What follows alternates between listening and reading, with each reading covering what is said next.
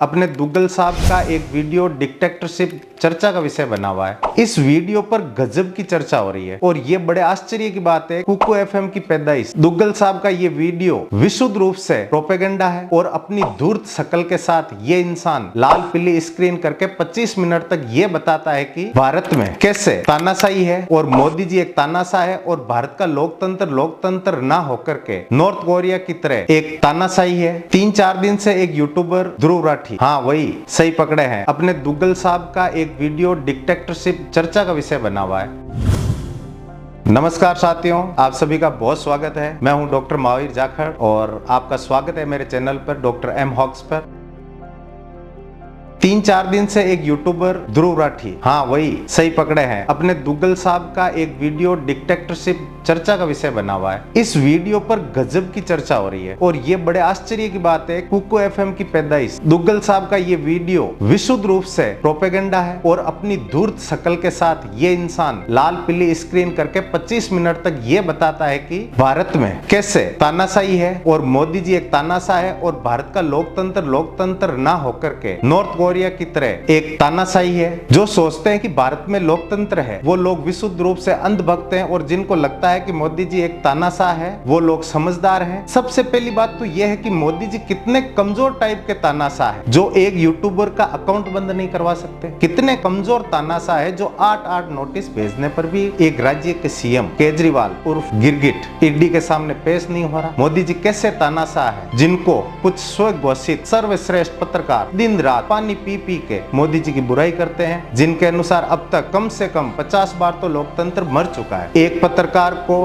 भी अगर मोदी जी ने रोक नहीं सकते तो मेरे माइंड में एक ही मीम आता है, क्या तानाशाह बनोगे मोदी जी। जोक से पार। अब हम एक एक करके पूरे वीडियो का विश्लेषण करते हैं कि किस तरह इस व्यक्ति ने अपना प्रोपेगेंडा झूठ और मक्कारी के साथ अपना प्रपंच किया है और चीजों को तोड़ मरोड़ के अपनी सुविधा के अनुसार लोगों के सामने झूठ परोसा है। वीडियो की शुरुआत में कुछ लोगों के बाइट दिखाए जाते हैं जिसके अंदर लोग मोदी जी को महापुरुष, युग पुरुष, असाधारण व्यक्तित्व जैसे संबोधनों से संबोधित करते हैं। प्रधानमंत्री मोदी को अपना भगवान मानते हैं। वो प्राइम मिनिस्टर मोदी वो हमारे लिए एक अवतार है, वो एक साधारण मनुष्य नहीं है। फिर इसके बाद में दुग्गल साहब ऐसे लोगों को अंधभक्त बोलता है और बताता है कि अगर आप इनमें से हैं तो आप अंधभक्त हैं और अगर आप इनमें से नहीं हैं तो आप समझदार हैं और ये वीडियो आप लोगों के लिए है। फिर आगे बताया जाता है कि कैसे भारत एक देश एक पार्टी की तरफ जा रहा है जहां विपक्ष को किसी मीडिया पर कवरेज नहीं मिलती और विपक्ष के नेताओं पर ईडी सीबीआई की रेड पड़ती है और राज्य की विपक्ष की गवर्नमेंट को गवर्नर के द्वारा काम करने नहीं दिया जाता। इसके साथ ही लोगों के विरोध करने का हक भी छीना जा रहा है। दुग्गल अपने वीडियो में भारत को नॉर्थ कोरिया से कंपेयर करके बताया है कि चुनाव तो नॉर्थ कोरिया में भी होते हैं और जो लोग सरकार से के विपक्ष में वोट करते हैं उन्हें देशद्रोही घोषित करके उनकी नौकरी और घर छीन लिया जाता है। अब दुग्गल साहब को यह बताना चाहिए कि भारत में भारत सरकार के विरोध में वोट करने पर किन लोगों को देशद्रोही घोषित करके नौकरी और घर छीन लिया गया। ऐसा एक भी एग्जाम्पल है तो दुग्गल साहब आप बताओ। दूसरा आरोप है कि विपक्ष को मीडिया कवरेज नहीं मिलती और मोदी जी के सारे प्रोग्राम लाइव दिखाए जाते हैं। भाई मेरे,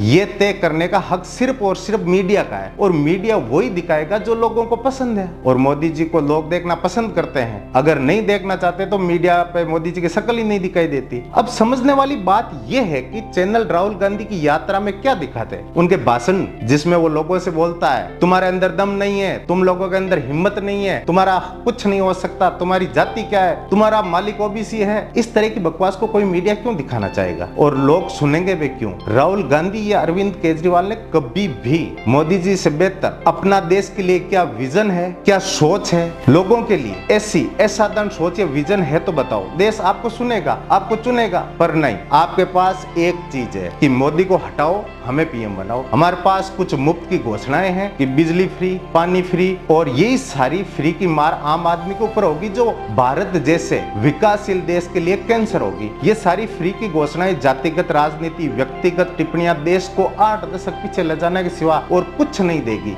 इस देश को जरूरत से ज्यादा लोकतंत्र ने बेड़ा गर्क कर दिया है। 2014 से पहले इतने घोटाले हुए कि ऐसा कोई फील्ड ही नहीं बचा जहां घोटाले नहीं हुए और अब उनके ऊपर सीबीआई, ईडी जांच कर रही है तो तुम्हें दिक्कत हो रही है। और विपक्ष के नेताओं के ऊपर हो रही ईडी सीबीआई की रेड का कारण अतीत में किए हुए उनके कांड हैं जिसकी वजह से उनके ऊपर जांच हो रही है। दोषी होने से पहले जेल में जमानत कोर्ट नहीं दे रहा। क्यों नहीं दे रहा? क्योंकि कोर्ट को पता है कि ये नेता जमानत मिलने पर बाहर जाकर सबूत और गवाहों को मैनेज कर सकते हैं। इसी कारण हाई कोर्ट से लेकर के सुप्रीम कोर्ट तक इनको बेल नहीं मिल रही और राठी के आका 1 साल से जेल में है। दूसरा आरोप है कि भाजपा में शामिल होने पर नेताओं के सारे केस खत्म हो जाते हैं। भाई दुग्गल साहब, एक भी ऐसा केस बताओ किसी नेता का जिस पे केस हुआ हो और वो खत्म हो गया भाजपा में शामिल होने के बाद में। केस चल रहा होता है। कानूनी प्रक्रिया कोई 1 सप्ताह या 1 महीने की नहीं होती, इसमें कई साल लग जाते हैं। और तुम्हारे आम आदमी के पार्टी के नेता कितने ईमानदार हैं, ये बात पूरी दुनिया जानती है। एक आरोप तुम्हारा ये भी है कि कोई विरोध नहीं कर सकता सरकार का। तो ऐसा है दुग्गल साहब, पिछली बार 2020-21 में सरकार के बेहतरीन 3 कृषि कानूनों को लेकर जिस तरह का प्रदर्शन हुआ, जिस तरह की अराजकता का माहौल बनाया गया और जैसा उत्पात मचाया, पूरे देश ने देखा। दिल्ली को 1 साल तक किडनैप कर लिया, तब भी सरकार की तरफ से कोई सख्ती नहीं बरती गई। आज भी किसान अपनी नाजायज मांगों को लेकर बॉर्डर पर वापस आ चुके हैं। हम सभी को पता है कि किसानों की द्वारा की गई मांगों को किसी भी तरीके से पूरा नहीं किया जा सकता,